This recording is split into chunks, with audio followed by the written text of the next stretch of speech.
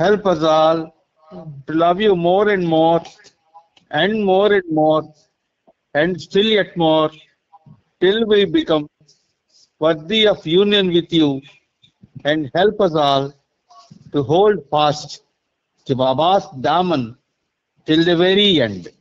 Avatar Meher Baba ki jai. Avatar Meher బాబాకి జై. ప్రీతం మెహర్ బాబా, నీవు ప్రసాదించిన ప్రవచన సారమును గ్రహించవలసిన తీరులో గ్రహించి అవగాహన చేసుకుని వాటిని మా జీవనములలో ఆపాదించుకుని నిజాయితీ తోడను నిర్మల ప్రేమ తోడను వాటిని ఆచరించులాగున మా అందరినీ ఆశీర్వదించి అట్టి ఆచరణయుత జీవన శైలిలో జీవించున్నట్లు మా అందరినీ అనుగ్రహించు. అవతార్ మెహర్ బాబాకి జై.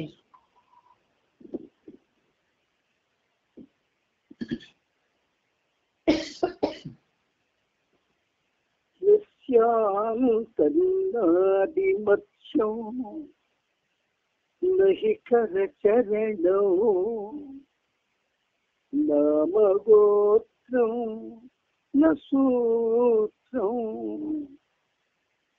నో జాతిర్నైవ వర్ణో న భవతి పురుషో నో నపుంసో న చ స్త్రీ నాకారం నో వికారం నహి జని మరణం నాస్తి పుణ్యం న పాపం నో సత్యం తత్వమేకం సహజ సమరసం మిహిరం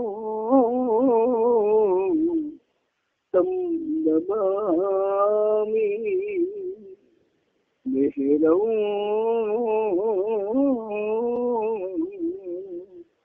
తం నమామి. అవతార్ మెహర్ బాబా కి జై. అందరికీ ప్రేమపూర్వక జై బాబాలతో ఈరోజు కూడా మన ప్రభు ఆయనతో సహవాస భాగ్యాన్ని, సహజీవన భాగ్యాన్ని, ఆ సహజీవన భాగ్యం ఆయన యొక్క ప్రేమకి తార్కాణం.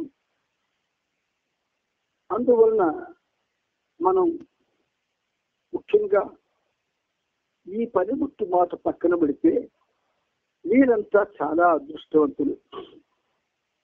ఎందుకంటే ఈ పనిముట్టుకి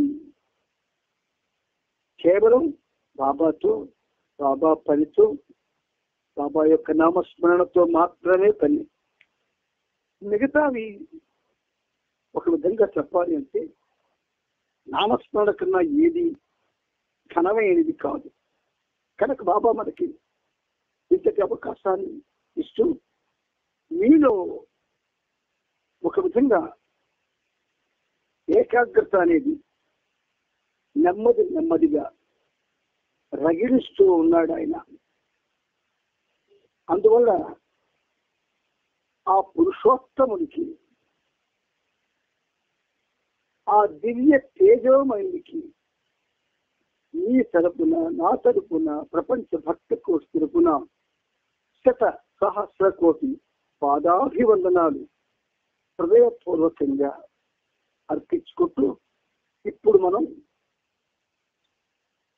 రోజువారీ చదువుకునేటటువంటి ప్రభు చరిత్ర 9వ భాగంలో నిన్నను 3633వ పేజీలో ఆపుకున్నాం.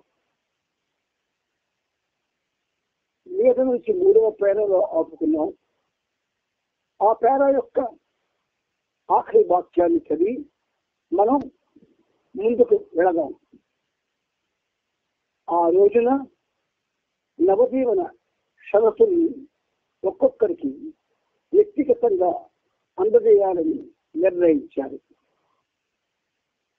ఎంపిక చేయబడ్డ ఒక్కొక్క ప్రేమికునికి సెప్టెంబర్ 4న జరిగే సమావేశానికి రమ్మంటూ ఆగస్టు 22వ తేదీన ఉత్తరాలు పంపుతూ నీవు మాత్రమే రావాలి, ఒకవేళ నీవు గనుక ఈ సమావేశములకు రాకపోతే ఇక ముందన్నటికీ రాబోవు అని తెలియజేశారు.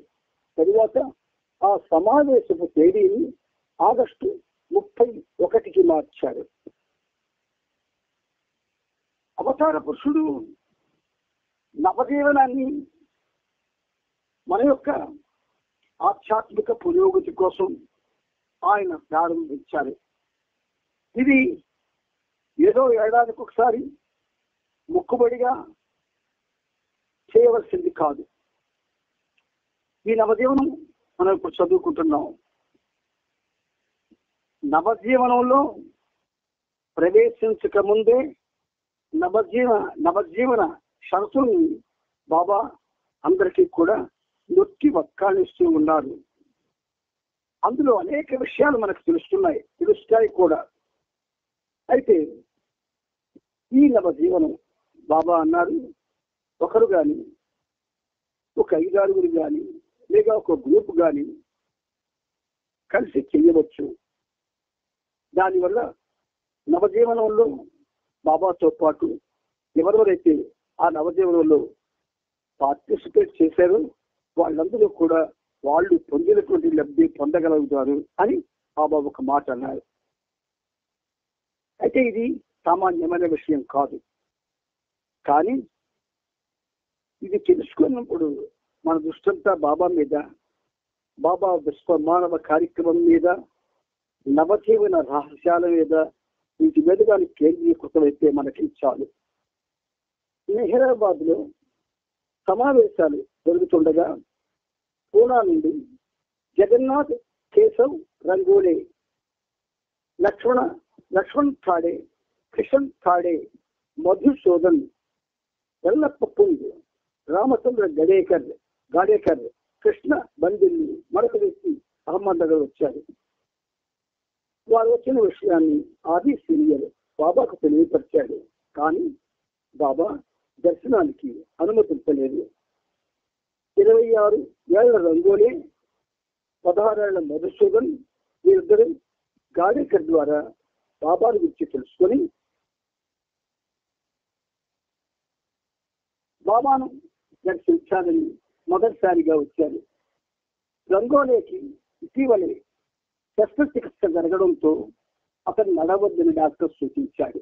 కానీ అతడు బాబా పట్ల ఉన్న తపనతో, బాబా పాద పద్మాల్ని చుంబించాలన్న కోరికతో విశ్రాంతి తీసుకోకుండా అహ్మద్నగర్ వచ్చేశాడు. అయితే బాబా ఎవ్వరిని దర్శించుకునేందుకు అనుమతించలేదు. బాబా ఇచ్చకు వ్యతిరేకంగా వెళ్ళడానికి వాళ్ళకు ఇష్టం లేకపోయినా ఒక్క క్షణమైనా బాబాను దర్శించుకోవాలని తప్పించారు. సమావేశాలు జరుగుతున్న రోజుల్లో ప్రతిరోజు తెల్లవారుతుండగానే ఆది సీనియర్ బాబాను నీలి రంగు చవర్లెస్ కారులో మెహరాబాద్ తీసుకొచ్చేవాడు. అలాగే తిరిగి సాయంత్రం మెహరాబాద్ వెళ్ళేవాడు. పూనా నుండి వచ్చిన వీరంతా ఇంత దూరము ఎలాగూ వచ్చాం కదా, రోడ్డు పక్కగా నిలబడి బాబా కారు వెళుతున్నప్పుడు ఒక్క క్షణం కాలమైన బాబాను దర్శించాలని, అలా చేయడంలో తప్పేమీ లేదని యోచించి రోడ్డు ప్రక్కగా వేచి ఉన్నారు. ఆగస్టు 21వ తేదీ సాయంత్రం 7:15కి తిరిగి మెహరాబాద్ వెళుతున్న సమయంలో రోడ్డు ప్రక్కన నిలబడి ఉన్న పూనా నుండి వచ్చిన ఈ బృందాన్ని బాబా చూశారు. వాళ్ళని గురించి ఆది సీనియర్ని అడిగారు. వారెవరు అన్నది ఆది సీనియర్ బాబాకు తెలియజేశాడు. వెంటనే బాబా కారును ఆపిస్తాడు. అదృష్టవంతులైన ఆ ప్రేమిక బృందాన్ని తన చెంతకు రమ్మని పిలిచారు. వారు పరిగెత్తుకుంటూ బాబా వద్దకు వచ్చారు. ఆ బృందంలోని సభ్యుడు రంగోలి తనను నడవవద్దని చెప్పిన డాక్టర్ సూచనలు కూడా మర్చిపోయి వేచి ఉన్న బృందం వచ్చేవారిని లేచి మిగతా వారిని ప్రక్కకు చేసుకుంటూ ఎంతో ఆనందంతో బాబా చెంతకు చేరుకున్నాడు. ప్రేమ అది కానీ ప్రేమ పెళ్ళుబుకితే అవతారం యొక్క ఆశీస్సులు లభిస్తాయి. అంతకు ముందు రోజు రాత్రి మధుసూదన్కి ఒక కల వచ్చింది. కలలో ఒక స్త్రీ కనిపించింది. భగవంతుడు ఎక్కడ ఉన్నాడో నీకు తెలుసా అని ఆ స్త్రీని అడిగాడు. నీకు భగవంతుడిని చూడాలని ఉందా అని ఆమె అడిగింది. అవును, నేను దేవుడిని చూడాలనుకుంటున్నాను అని జవాబిచ్చాడు. మానవ రూపంలో ఉన్న దేవుణ్ణి చూస్తావా అని ఆమె అడిగింది. అది సాధ్యమేనా అన్నాడు. సాధ్యమే, కానీ ఒక షరతు. ఒకసారి గనుక నీవు ఆయన్ని దర్శించావంటే మళ్ళీ నీవు తిరిగి వెనక్కి వెళ్ళలేవు. అందువల్ల వెళ్ళి నీ తల్లిదండ్రులు అనుమతి తీసుకొని రా అని ఆ స్త్రీ చెప్పింది. కళ ఇంకా కొనసాగింది. ఆ కళలో అద్భుతమైన ప్రకాశం ఆవరించి ఉన్న ఒక రూపాన్ని చూశాడు. బాగా ఉన్న కారు సమీపించిన మరుక్షణం సరిగ్గా తన కలలో చూసిన అదే రూపాన్ని, ఆ సుందర రూపాన్ని ఆవరించిన అదే ప్రకాశాన్ని మధుసూదన్ దర్శించుకున్నాడు. వెంటనే స్పృహ కోల్పోయాడు. స్నేహితులు అతన్ని బాబా వద్దకు తీసుకొచ్చారు. బాబా తన చేతిని మధుసూదన్ తలపై ఉంచి, నిన్ను నేను ఎరుగుదును, నేను నిన్ను ప్రేమిస్తున్నాను అన్నారు. అలా వారిని కలుసుకున్నందుకు సంతోషాన్ని వ్యక్తపరుస్తూ 2 నిమిషాల తర్వాత బాబా మెహరాజాద్ వెళ్ళిపోయారు. బాబాతో జరిగిన ఈ సమావేశం క్షణకాలమే అయినా ప్రతి ఒక్కరూ ఎంతో సంతృప్తితో తిరిగి పోనా వెళ్ళిపోయారు. ఒక చిన్న చక్కని విషయం చెప్పాలని మనసు వీళ్ళు అవుతుంది. మనం ఇళ్లలో పెద్ద పెద్ద ఫోటోలు పెట్టుకున్నామా? ఎప్పుడైనా ఫోటోతో మనం మాట్లాడాలని ప్రయత్నం చేశామా? ఒక్కసారి జ్ఞాపకం తెచ్చుకోండి. బాబా ఫోటోతో మాట్లాడడం ఏమిటి అని మీకు ఆశ్చర్యం ఇవ్వచ్చు. కానీ ఆ ఫోటోలోంచి మాట్లాడడానికి ప్రయత్నం చేస్తే మనకి ధ్వని వినిపిస్తుంది. ఇది ఈ పనిముట్టు యొక్క అనుభవం. అందుకే మీకోసం, మీ అందరి కోసం ఒక్క క్షణం కూడా ఆయన్ని విడిచిపెట్టకుండా ఆయన ప్రసాదించాడు. ఆ గదిలో ఎక్కువ కాలం, అంటే తక్కువలో 18 గంటలు ఆయనతో ఉండే పరిస్థితి కల్పించాడు మీకోసం. ఆ కొద్ది సమయంలోనే మధుసూదన్ బాబా నుండి చెప్పుకోదగ్గ కానుకనే పొందాడు. సంగీతం అనే కానుకను పొందాడు. చూశారా? మధుసూదన్ బాబా నుండి సంగీతం అనే కానుకను పొందాడు. 3635 పేజీ. మనకైనా బాబా నాకు సంగీతాన్ని ప్రసాదించని గాని, నా ద్వారా నువ్వు ఆలపించని గాని ఏనాడైనా మనం అనుకున్నామా బాబాతో? అనుకోని చూడండి ఏం జరుగుతుందో. కానీ అప్పుడు ఈ పరిస్థితి మారిపోతుంది. సంగీతం అనే కానుకలు మధుసూదన్ పొందాడు. బాబాను కలవక ముందు మధుసూదన్ ఒక సంశయవాది, అంటే అనుమానం ఉన్నవాడు. భగవంతుడు ఉన్నాడో లేడు, అయినా కూడా బాబా దర్శనంతో అతను బాబాను స్తుతిస్తూ ఎన్నో భక్తి గీతాలను రచించి గానం చేస్తూ వాగ్గేయకారుడయ్యాడు. అంటే వాగ్గేయకారుడు అంటే వాక్కు ఆయనదై, గేయం ఆయనదై, సేవకుడిగా దాన్ని రాయడం వాడు వాగ్గేయకారుడు. అటువంటి కానుకను అతనికి ప్రభువు ఎలా అందించాడో ఎవరికి తెలుసు. అడగకుండానే మధుసూదన్ బాబా ప్రసాదాన్ని అందుకున్నాడు. ప్రస్తుతం అతని చేత పరిచితమైన ప్రేమ గీతికలు ప్రపంచమంతటా గానం చేయబడుతున్నాయి. Because it's language is Hindi. అంచేత యూనివర్సల్ గా అందరూ దానం చేసుకునే పరిస్థితి వచ్చింది. మెహరాబాద్ కొండపైన బాబా స్త్రీ మండలితో నవదేవుల యొక్క ప్రత్యామ్నాయాలను గురించి, షరతుల గురించి చర్చించారు. ఈ విషయంలో తగిన నిర్ణయాన్ని వాళ్ళు బాబాకి వదిలిపెట్టినప్పటికీ వారి అభిప్రాయాలను బాబా సేకరించారు. రానోను క్రిస్టిని ఉద్దేశించి బాబా ఇలా అన్నారు, మీరు వెళ్ళాలి అనుకుంటే మీ దేశానికి తిరిగి వెళ్ళిపోవచ్చు, లేదా ఇండియాలోనే ఉండొచ్చు. నా ప్రేమ ఎప్పటికీ మీతోనే ఉంటుంది. కానీ నేను మీ ముఖాలను మళ్ళీ చూడడం జరగదు. ఆ ఇద్దరు మహిళలు ఇండియాలో ఉండడానికి ఇష్టపడ్డారు. ముంబాయిలోని మెహర్జీ అపార్ట్మెంట్ లో వారిద్దరు ఉండడానికి బాబా ఏర్పాటు చేశారు. అంతకు ముందు రోజు సోనామాసి ఖుర్షద్తో నేను చెప్పినట్లు చేస్తామని మీరు నాకు మాట ఇవ్వండి అని బాబా అడిగారు. అయినప్పటికీ వాళ్ళిద్దరి నిర్ణయం ఏమిటో చెప్పమని ఆ రోజున బాబా మళ్ళీ వాళ్ళను అడిగారు.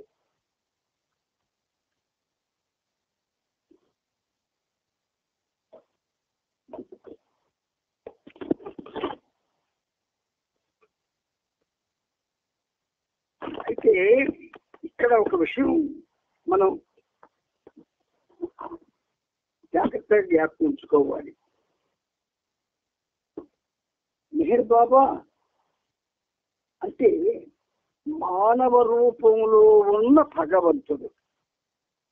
ఇది మన మస్తిష్కంలో లేదా మన ఆలోచనల్లో నిరంతరం మెదులుతూ ఉండాలి. మానవ రూపంలో ఉన్న భగవంతుడు దైవంగా గోచరం కాదు. కానీ దైవంతో మాట్లాడే అనుభూతిని, దైవంతో మనం ఉంటున్నామనే అనుభూతిని కూడా ఆయన ఇస్తారు.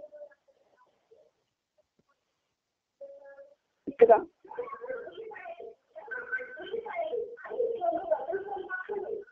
అంతకు ముందు రోజు సోనామాసి ఖుర్షద్తో నేను చెప్పినట్లు చేస్తామని మీరు నాకు మాట ఇవ్వండి అని బాబా అడిగారు.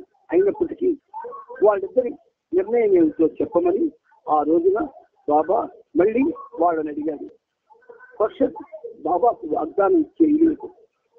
ఇప్పుడు బాబా అడుగుతుండగా ఆమె బాబాతో, నీవు నన్ను ఎలాగూ నీ నుండి దూరం చేస్తున్నావు కదా, ఇక నా వాగ్దానం వల్ల చేసే ప్రయోజనం ఏమిటి అని జవాబు. బాబా సమాధానం ఇస్తూ, నా ఆదేశాలకు బద్ధులై ఉన్నవారు ఎన్నటికీ వేరుగా ఉండడం కానీ నాకు దూరం అవడం కానీ జరగదు. గుర్తించుకోండి, బాబా ఆజ్ఞ, బాబా యొక్క సందేశం. నా ఆదేశాలకు బద్ధులై ఉన్నవారు, అందరికీ వర్తిస్తుంది ఇది. నా ఆదేశాలకు బద్ధులై ఉన్నవారు ఎన్నటికీ వేరుగా ఉండడం కానీ నాకు దూరం అవడం కానీ జరగదు. నిన్ను నాకు దగ్గరగా ఉంచేందుకే ఓ వాగ్దానాన్ని ఇప్పుడు అడుగుతున్నాను అన్నాడు. ఖుర్షద్ వాగ్దానం చేసింది. వారు కూడా మెహర్జీ అపార్ట్మెంట్ లోనే ఉండేందుకు బాబా ఏర్పాటు చేశారు. స్త్రీ మండలితో బాబా చర్చలు సాగిస్తున్న మొదటి రోజున మీలో ఎవరు నాకు ఎటువంటి సలహాలు ఇవ్వకూడదు, ఏమీ అడగకూడదు. నా నిర్ణయమే తుది నిర్ణయం. ఇక ముందు ఇక్కడ ఎవరు ఉండడానికి వీల్లేదు అంటూ బాబా అందరి ముందు ప్రకటించారు. ఇది విని మన్సారి ఆలోచనలో పడింది. ఆమెను అలా ముదురు చిక్కించేలా చేసే ఆ ఆలోచన ఏమిటని బాబా అడిగాడు. నీవు అనుమతిస్తే చెబుతాను అని మన్సారి అనగానే బాబా చెప్పమన్నాడు. నేను మెహరాబాద్లోనే ఉండాలనుకుంటున్నాను. ఒంటరిగా ఉండవలసి వచ్చినా సరే ఇక్కడే ఉంటాను అని మన్సారి చెప్పింది. ఆమె నిర్ణయానికి బాబా సంతోషించి ఆమెకు ఆలింగనం ఇచ్చాడు. కొండపైన ఉండేందుకు ఆమెను ఖైకోబాద్ భార్య జర్బాయిని మరియు జర్బాయి యొక్క 3 కుమార్తెలు నెహ్రూ, గులు, జాలు మాత్రమే బాబా అనుమతి ఇచ్చారు. ఖైకోబాద్ కుమారుడు రతన్ సినిమా ప్రొజెక్షనిస్ట్ కోర్సును అహ్మద్ నగర్ లోని సరోష్ సినిమా హాల్లో నేర్చుకుంటూ అక్కడే ఉంటున్నాడు. ఆ విధంగా మెహరాబాద్ కొండపైన 5 స్త్రీలు ఉండేందుకు ఏర్పాట్లు చేయబడ్డాయి. ఆరంగం సమీపంలోని దేవనీ క్వార్టర్స్ లో ఉంటున్న జంగ్లేకు కొండపైన ఉన్న స్త్రీల బాగోగులు చేసే బాధ్యతను, వారికి కావలసిన మార్కెటింగ్ చేసే బాధ్యతను అప్పగించారు. అందరూ వింటున్నారు కదా? అందరూ వింటున్నారా? చెప్పండి. ముంబైలోని నారీమన్ ఆర్నవాదుల అపార్ట్మెంట్ లో ఉండమని బాబా ఆదేశాలు ఇచ్చారు.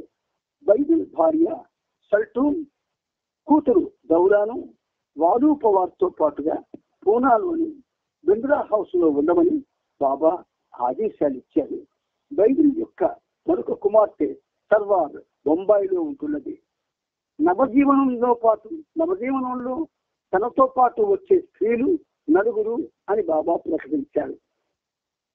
నవజీవనంలో తనతో పాటు వచ్చే స్త్రీలు 4 అని బాబా ప్రకటించారు. వారు మెహరా, మణి, గుహరు, మెహరా, మణి, నెహ్రూ, గోహెర్. ఆ విధంగా ఆశ్రమంలో ఉన్న స్త్రీల విభాగానికి సంబంధించి అందరికీ అవసరమైన ఏర్పాట్లు చేయబడ్డాయి. తన సూచనలతో బాబా వారిని కట్టిపడేసేందున వారు బాబాతో నవజీవనంలో వెళ్ళకపోయినా నవజీవనం యొక్క ప్రభావాన్ని వారంతా ప్రగాఢంగా అనుభవించారు. 1949లో సాగించిన నవజీవనం ఆ ఘట్టం ఆయన బాడీ జ్ఞాప్ చేసిన తర్వాత మన వాళ్ళు ఆ నవజీవనం రోజున అక్టోబర్ 16ని ఆ నవజీవనం ఈ రోజు నవజీవనం అని చెప్పి అనేక కార్యక్రమాలు టేకప్ చేస్తూ ఉన్నారు. కానీ ఏ ఒక్కరైనా నవజీవనంలో వెళ్ళకపోయినా నవజీవనం యొక్క ప్రభావాన్ని ప్రగాఢంగా అనుభవించడం జరిగిందా? జరగలేదు. ఎందుకు జరగలేదు? మనం నవజీవనంలో ఉండవు. నవజీవనం పేరు మీద బాబాతో ఉండవు, మనలతో మనం ఉంటాం. అందువల్ల ఆ ప్రభావం మనకి పడదు. అన్నింటినీ పరిష్కరించిన తరువాత ఆగస్టు 25వ తేదీ మధ్యాహ్నం 3 గంటలకు బాబా మెహరాబాద్ వెళ్ళారు. అక్కడ కొండపైన రంజు, పిండు, విష్ణు, సిద్ధు ఖైకోబాద్ తో కూర్చొని సమావేశమై వారికి ఇలా తెలియజేశారు. స్త్రీ మండలి వారికి నేనిచ్చిన 4 ప్రత్యామ్నాయాల గురించి మీకు తెలుసు కదా. వాటికి అనుగుణంగా వారి విషయాన్ని నిర్ణయించే బాధ్యత నాకే అప్పగించబడింది. అయితే పురుషుల విభాగంలో ఎవరి నిర్ణయం వారే తీసుకోవాలి. ఈరోజు నేను స్త్రీల గురించి నిర్ణయం తీసేసుకున్నాను. ఆ నిర్ణయాలను మీరు కూడా వినాలనే ఉద్దేశంతోనే నేను మిమ్మల్ని ఇక్కడికి పిలిపించాను. ఎందుకంటే మెహరాబాద్ కొండపైన కానీ దిగువ మెహరాబాద్ లో కానీ ఎవరూ ఉండకూడదని మొదట్లో మనం ఒక నిర్ణయం తీసుకున్నాం. ఇప్పుడు దిగువ మెహరాబాద్ విషయంలో ఒక మినహాయింపు నిర్ణయం తీసుకున్నాం. పురుష మండలిలో కొద్ది మంది 1 సంవత్సరం పాటు దిగువ మెహరాబాద్ లో ఉండాలని, కొంతమంది శాశ్వతంగా ఉండాలని కూడా నిర్ణయం తీసుకున్నాం. అదే విధంగా స్త్రీల విషయంలో కూడా కొంతమంది కొండపైన శాశ్వతంగా ఉండేందుకు నేను స్వయంగా నిర్ణయం తీసుకున్నాను. నేను నా నిర్ణయాన్ని తెలిపే ముందు వారి సలహాలను కోరారు.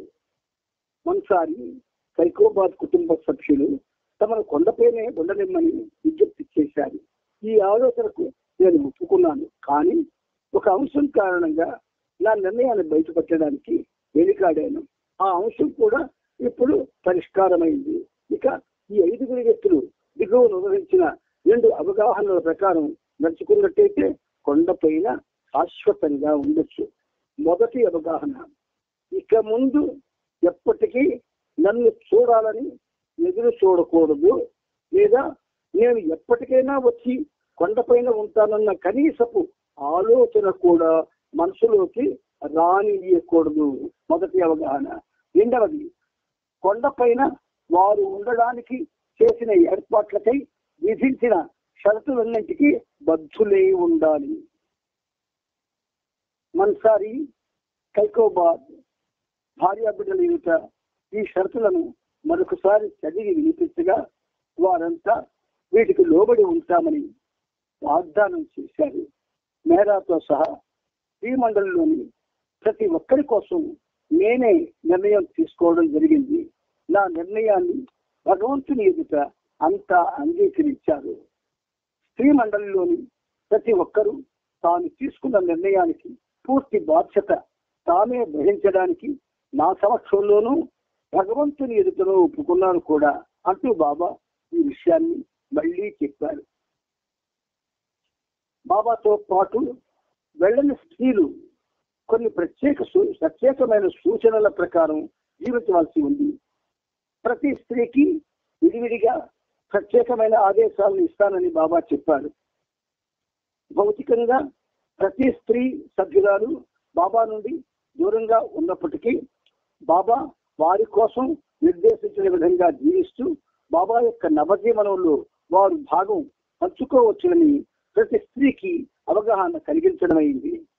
ఆ షరతులు ఏమిటంటే, నవజీవనంలో భాగం పంచుకోవడానికి షరతులు బాబా చెప్తున్నారు. వాళ్ళకి ధనం కలిగి ఉండకూడదు, కొత్త వస్తువులు కొనడం కానీ, ఎవరైనా ఇస్తే స్వీకరించడం కానీ చేయకూడదు, సినిమాలు చూడకూడదు. అలాగే వీరు ఎవరి ఇంట్లో ఉంటున్నారో వారి నుండి కేవలం వారు ఏర్పాటు చేసే ఆహారం, వసతి, టాయిలెట్ అవసరాలను మాత్రమే స్వీకరించి జీవించినట్లయితే నవజీవనంలో మీరు కూడా పాలు పంచుకున్నట్టే అవుతుంది. ఏనాటికైనా బాబాను చూస్తామని కానీ కలుసుకుంటామని కానీ ఎటువంటి ఆశను పెట్టుకోకూడదు. వారు 100% హృదయపూర్వకంగా నిజాయితీతో అటువంటి ఆశను విసర్జించాలి అని బాబాతో వెళ్లకుండా ఉండిపోయే వారికి తెలియజేయడమైంది. ఈ విధంగా ఆశలన్నీ వదులుకుని బాబా ఆదేశాన్ని పాటించడం ద్వారా వాళ్ళు నవజీవనంలో పాలు పంచుకున్న వారు అవుతారు. అంటే ఈ సందర్భంలో బాబా ఈ పనిముట్టు చేత నవజీవన గీతాలు 2 రాయించారు. ఒకటి, నవజీవనము నడిపినావు అనే పాదంతో అది ఉంటుంది. మరొకటి, ఉల్లాసముగా పాడుకుందాం ఆశారహిత గీతిక అని. విషయాల అన్ని ఆశలు వదులుకొని బాబా ఆదేశాన్ని పాటించడం ద్వారా వాళ్ళు నవజీవనంలో పాలు పంచుకున్న వారు అవుతారు. గమ్మత్తు ఏమిటంటే, ఎక్కడైతే బాబు కూర్చొని తన సందేశాన్ని ఇవ్వాలని ఉన్నాడు, ఆయన పాదాల దగ్గర, బాబూజీ పాదాల దగ్గర ఈ ఉల్లాసముగా పాడుకుందాం అనే గజల్ది పాడితే ఆయనకి తెలుగు రాదు. మరి ఈ తెలుగు గజల్ శ్రీరంగపట్నంలో జరిగినటువంటి విషయం ఇది. ఆయన గజల్ నేను ప్రారంభించి, ఈ పనిముట్లు ప్రారంభించి ఆపిన వెంటనే చక్కని బైక్ అందుకొని, though I don't know Telugu, I could understand the entire song and it's just అన్నాడైనా అని నన్ను ఎంతో ప్రేమగా ఈ పనిముట్టిని కౌగలించుకున్నాడు. అంటే నీతో పంచుకోవడంలో అదేదో గొప్ప విషయం, గర్వించదగ్గ విషయం అని చెప్పడం కాదు. అటువంటి మహానుభావుల యొక్క ఆ కౌగిలి వృధా పోతుందా? దానివల్ల మా శ్రీకాకుళం గ్రూప్కి ఒక వాగ్దానం చేశాడు ఆయన. మీరు ఎప్పుడు శ్రీకాకుళం హైదరాబాద్ వచ్చినా మీకు 1 hour టైం కల్చరల్ ప్రోగ్రామ్కి ఇస్తానన్నారు. అంటే ఇది ఆయన ఒక అధికారికంగా అన్నమాట కాదు, ప్రేమతో అన్నమాట. ఏదైనా ప్రేమతో పొందాలి కానీ అధికారం ద్వారా ఇస్తే అది అధికారం యొక్క దర్పాన్ని మనం ప్రదర్శించేటట్టు చేస్తుంది. ఆశలు పెట్టుకోవడం వల్లనే ఇబ్బందులన్నీ తలెత్తుతాయి. ఎక్కడైతే ఆశ అనేది ఉండదో అక్కడ నిరాశ చెందేందుకు తావే లేదు అని బాబా వ్యాఖ్యానించారు. యథార్థంగా ఈ పనిముట్టు మీకు దగ్గరలో కానీ ఉంటే ఈ పనిముట్టు చేత బాబా వ్రాయించిన పాటలు ఖచ్చితంగా మీ అందరూ నేర్చుకునే ఉండేవారు. అంటే నేర్చుకునుట అంటే బాబా చెప్పారు, నువ్వు సాధన చెయ్యి, నన్ను సంతోషపడడానికి నా కోసం పాడు అని బాబా చెప్పాడు. అక్టోబర్ 15 తరువాత అనారోగ్య కారణాల వల్ల మీరు ఎవరికైనా ఏమైనా జరిగినా లేక ఏదైనా పెద్ద విపత్తు సంభవించినా దానికి నేనెంత మాత్రము బాధ్యత వహించను. మీలోని ప్రతి ఒక్కరూ తమకు ఏమి జరిగినా దానికి తానే బాధ్యత వహించాలి. ఈ విషయాన్ని మీరు మనస్ఫూర్తిగాను ఇష్టపూర్వకంగాను అంగీకరించినట్లయితే అదే విషయాన్ని భగవంతుని ఎదుట ప్రమాణం చేయండి అంటూ బాబా క్రియలకు స్పష్టం చేశారు. బాబా కోరుకున్నట్టుగా ఒకరి తరువాత ఒకరు తమ చేతులు ముఖం కడుక్కొని అవ్యక్త రూపుడైన భగవంతుని ఎదుట ఇంపర్సనల్ గాడ్ మరియు బాబా సమక్షంలోను తమ విషయంలో తానే పూర్తి బాధ్యత వహిస్తామని స్త్రీలంతా ప్రమాణం చేశారు. నవదివ కార్యక్రమం అంటే సామాన్యమైన కార్యక్రమం కాదు, అసాధారణమైనటువంటి అనూహ్యమైనటువంటి కార్యక్రమం. బాబా ఆ విషయంలో ఎన్ని జాగ్రత్తలు తీసుకున్నారు చెప్పడమే కష్టం. ఈ కార్యక్రమం మొత్తం చాలా గంభీరమైన విషయం, తేలిగ్గా తీసుకోబోయే విషయం మాత్రం కాదు. కానీ దీన్ని గంభీరంగా తీసుకుంటూ కూడా మీరు సంతోషంగా నవ్వగలిగినట్లయితే చాలా మంచి విషయం అంటూ ప్రమాణ ప్రక్రియ ముగిసిన తరువాత బాబా వ్యాఖ్యానించారు. స్త్రీలకు చెందిన అన్ని వస్తువులు, ఖరీదైన చీరలు, బంగారు ఆభరణాలు, విలువైన నగలు అన్నింటినీ అమ్మివేసేందుకు బాబాకు సమర్పించారు. మెహరాబాద్ లోను మెహరాజాదులోను దేనిని వదిలిపెట్టలేదు, ప్రతి వస్తువును అమ్మివేశారు. 2 ఆగస్ట్, సెప్టెంబర్, అక్టోబర్ 3 నెలల్లో పూర్తిగా పనిలో నిమగ్నుడై ఉన్నాడు. దిగువ మెహరాబాద్ లో ఉన్న ప్రతి వస్తువును అమ్మే బాధ్యత ఒత్తిడి అతని భుజాలపైనే పడింది. దిగువ మెహరాబాద్ కు 2 మేనేజర్గా వ్యవహరిస్తున్నాడు. కొద్దిపాటి సమయంలోనే అక్కడున్న భూముల్ని, ఆవుల్ని, గేదెల్ని, ఎద్దుల్ని, వంట పాత్రల్ని, ఫర్నిచర్ వగైరా ఇతర వస్తువుల్ని 2 అమ్మాలి. ఎకరా భూమిని 20 నుండి 40 రూపాయలకు తక్కువ రేటు చొప్పున అమ్మినప్పటికీ అక్కడున్న వేల కొలది ఎకరాల భూమిని అమ్మడం చాలా కష్టమైన విషయమే. కానీ కృప నజర్ కారణంగా బాబా సూచించిన సమయం లోపలే పెళ్లి అన్ని వ్యవహారాలను చక్కబెట్టడంలో కృతకృత్యుడయ్యాడు. అమ్మగా వచ్చిన డబ్బులు ఆశ్రితులు అంటే డిపెండెంట్స్, ఆధారపడిన వాళ్ళు, వారి కుటుంబ సభ్యుల బాగోగుల కోసం తప్పనిసరిగా కావాల్సి వస్తుంది. కాబట్టి హైదరాబాద్ లోని ఆస్తిపాస్తుల అమ్మకం విషయం నిన్న బొంబాయి ప్రయాణికులు కూడా తమ వద్దనున్న విలువైన వస్తువులు అన్ని 10,000 ప్రోగు చేశారు. తాము అందించగల సహాయంగా వారు ఆ డబ్బును బాబా పాదాల వద్ద ఉంచారు. ఈ విధంగా బొంబాయి ప్రయాణికుల్లోని కొంతమంది స్త్రీలు తమ శక్త్యానుసారం తమకు ఉన్నదంతా అని బాబాకు తమ వంతు సహాయాన్ని అందించారు. వీరందించిన ఈ కానుకను బాబా ఎంతో ప్రేమతో స్వీకరించారు. కానీ తన ప్రసాదంగా తిరిగి వారికి వారి డబ్బునే వారికి అందజేశారు. బాబా